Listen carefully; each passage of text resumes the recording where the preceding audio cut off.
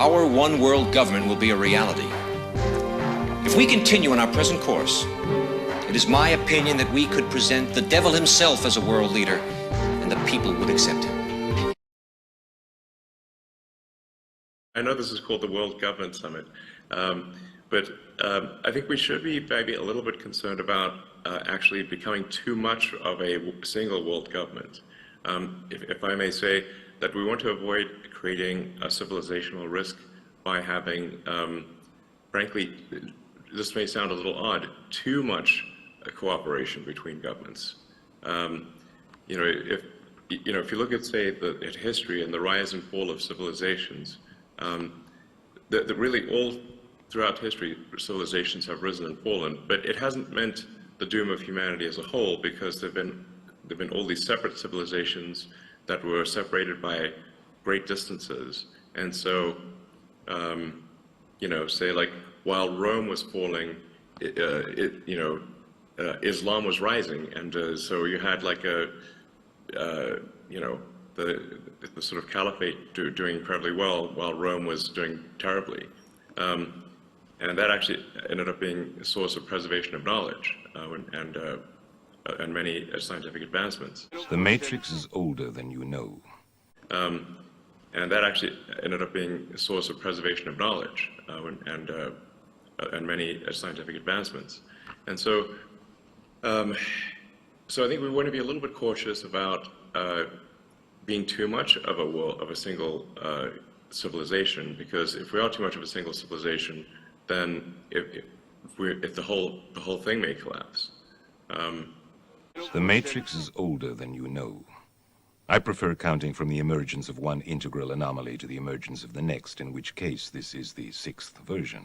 These peaks represent the few times that life collapsed globally, and the last was the dinosaurs, 66 million years ago. There are 5 times in Earth's history where we had mass extinctions, and by mass extinctions I mean at least 75%, 3/4 of the known species disappearing from the face of the Earth. Now we're witnessing what a lot of people are calling the 6th mass extinction, where the same thing could happen on our watch. The cut which we have now is much too strong in order not to leave traces. Like the dinosaur.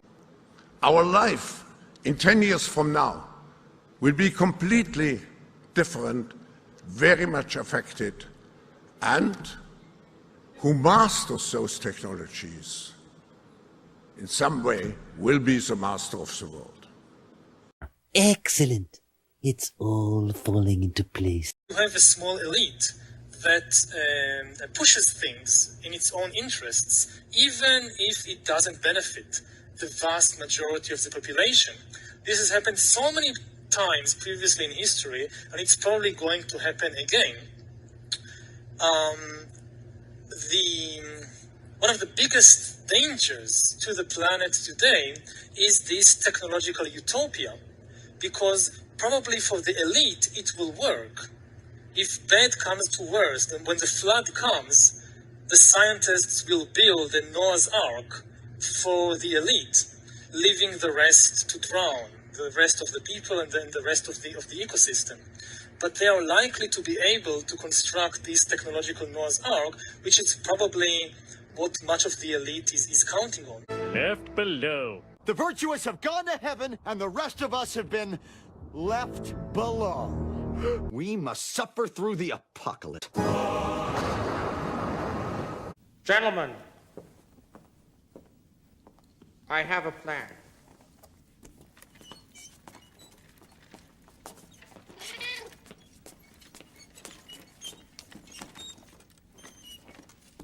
The world has to overcome not only the damage done to our economies and our societies by COVID-19, it also has to confront the repercussions of a dangerous clash between major global powers.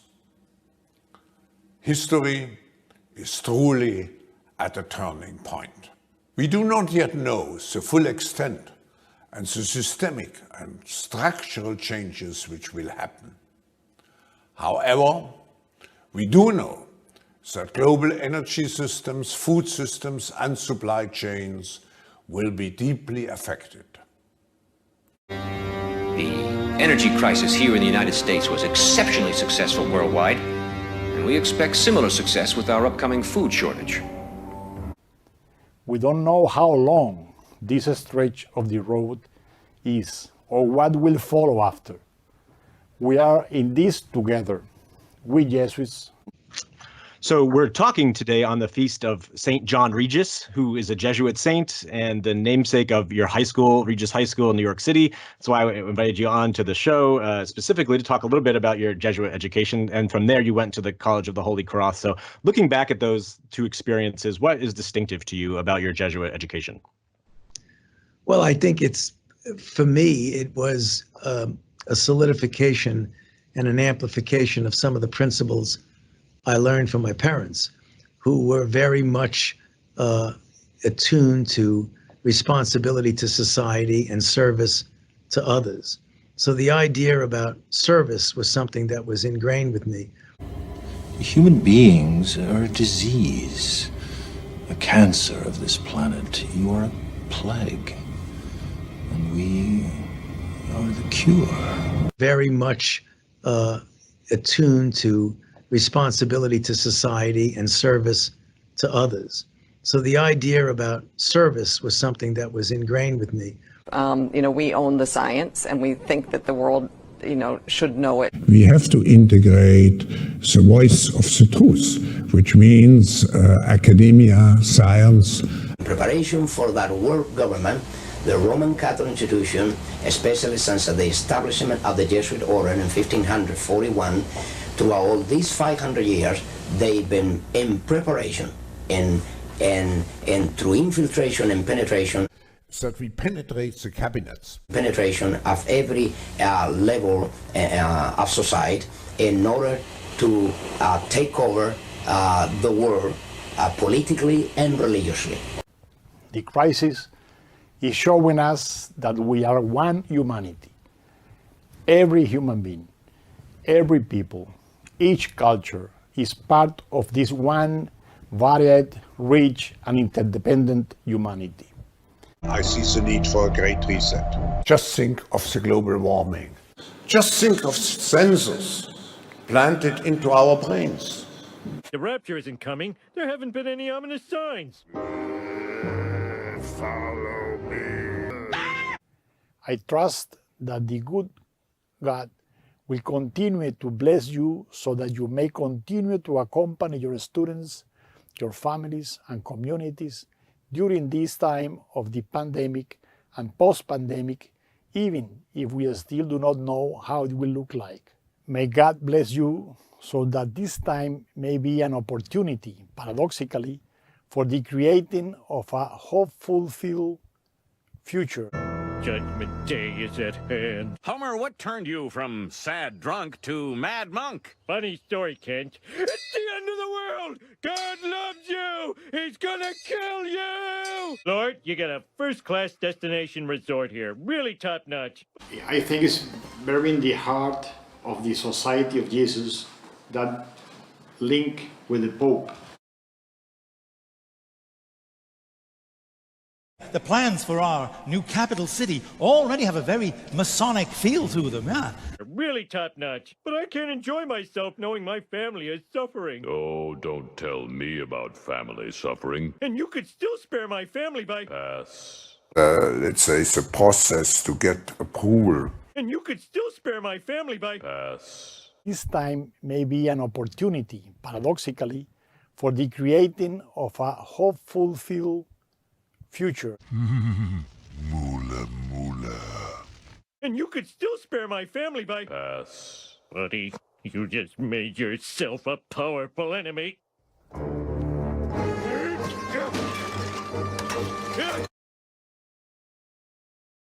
How we plan this.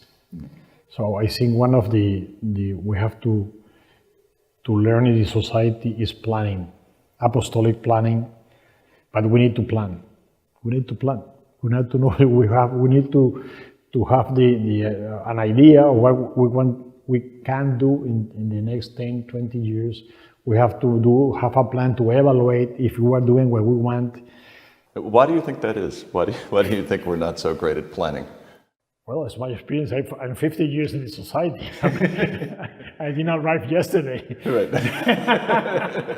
so I know how we make decisions, and we make decisions in a very different way of planning. It was a Jesuit conspiracy that destroyed Abraham Lincoln. The church planned the destruction of the world and the regaining of its power through world wars, and this is brought out in this book, The Secret History of the Jesuits. We are preparing a war. No, we are in the battlefield.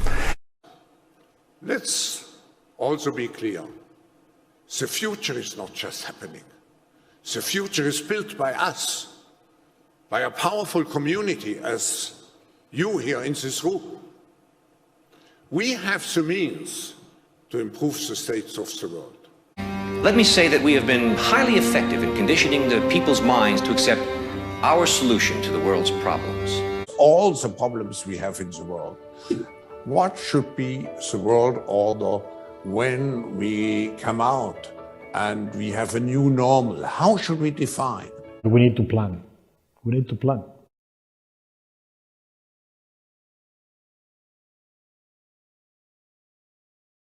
We are fighting terrorism, but there are so many other aspects. So we thought we should take an integrated view and we should try to develop a long-term vision. How will the world look like in the coming years? We need to plan. We need to plan. For the short, medium, and long term. I'd like to explore a little bit what it's like to be a new young global leader. Young global leaders, leaders between 30 and 40 years old. Chrystia Freeland, she's the Minister of International Trade of Canada and used to be a young global leader of the World Economic Forum, if I may mention that. I'm afraid it's true. An old global leader. No, a senior global leader. SGL. Question commentaire, questions and comments. The Honourable Member for Oshawa. Thank you, Mr. Speaker, and I listened to my colleague's speech. I had a constituent that wanted me to ask a question about outside interference to our democracy. Klaus Schwab is the head of the World Economic Forum, and he bragged how his subversive WEF, World Economic Forum, has, quoted, infiltrated governments around the world. He said that his organization had penetrated more than half of Canada's cabinet. And I was wondering, in the interest of transparency, could the member please name which cabinet ministers are on board with the WEF's agenda? My concern is the deputy. Order. I know that the member was in a really good question there, but the audio is really bad and the video is really bad as well. And I apologize. I don't know if the member. Okay. We've got the new Canadian leader set to beat Trudeau. Who's totally anti-New World Order. Work for Canada. Work for Canada. If you want to go to Davos to the conference, make it a one-way ticket. But you can't be part of our government and working for a policy agenda that is against the interests of our people.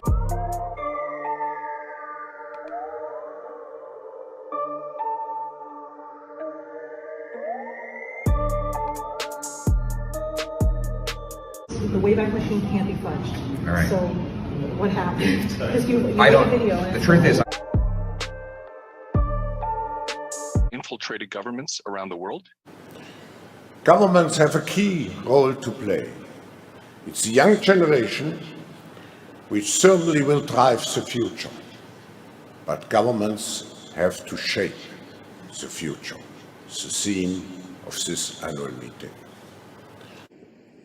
Prime Minister Harper, it's my great pleasure to welcome you back to Davos for your second participation. But ladies and gentlemen, excellencies, the future is already here. The future has begun. Each nation has a choice to make. Western nations in particular face a choice of whether to create the conditions for growth and prosperity or to risk long-term economic decline. In every decision or failure to decide, we are choosing our future right now. And as we all know, both from the global crises of the past few years and from past experience in our own countries, easy choices now mean fewer choices later. Pierre Poilievre is in Toronto today, and he joins us now. Welcome to CP24. Thanks for having me. I want to ask your opinion on this, Mr. Poilievre. Will you take the Prime Minister up on his offer to obtain the heightened security clearance if you can see classified information into this yourself? So I'm not going to be muzzled. No.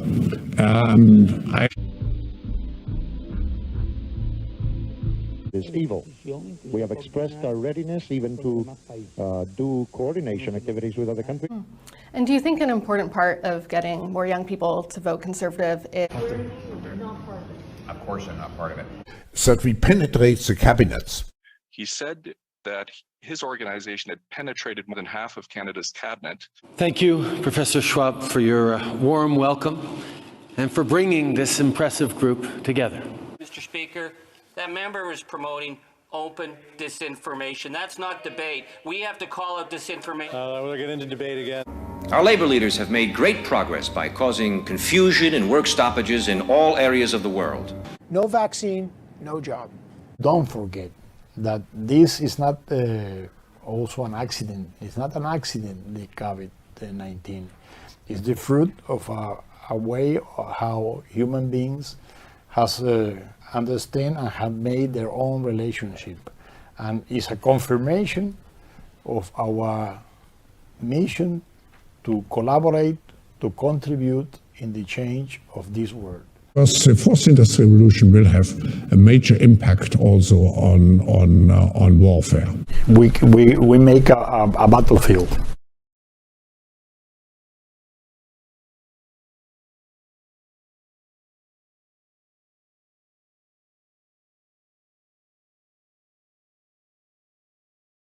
No, we are preparing a war. No, we are in the battlefield. War. It's related to the first industrial revolution. Today, we are gathered here to contemplate whether we are in the stages of the fourth industrial revolution about to begin. What a breathtaking possibility that is. So, we have a great opportunity at this moment, like we had after World War II, to have in some way a new beginning. Every cell in the body has this single genetic change that gives rise to the white coat color by making a tiny change in the DNA in a gene that is responsible for the black coat color. This is no longer science fiction. Genome-engineered animals and plants are happening right now. Would we vaccinate 7 billion people if there were side effects?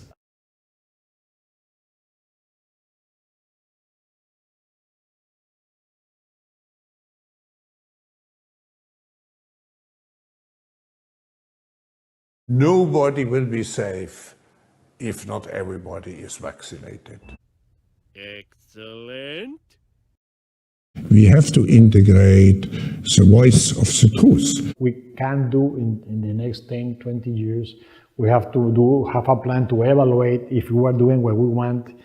We thank God for allowing Jesuits to serve in Canada for more than 400 years. And we ask God to allow us to serve for many more. God is a tricky word because which God are we talking about? The devil's hands have been busy.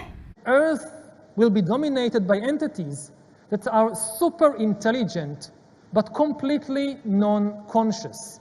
Highly intelligent computer programs that have no minds, no feelings, no emotions. So really, humankind is about to gain divine powers of creation. We are in the process of becoming gods. One of the features of this fourth industrial revolution is that it doesn't change what we are doing, but it changes us. The first applications of the CRISPR technology are going to happen in the blood, where it's relatively easier to deliver this tool into cells compared to solid tissues. It changes you if you take a genetic editing. Just think of sensors planted into our brains. The opportunities are immense. And we have to prepare ourselves already now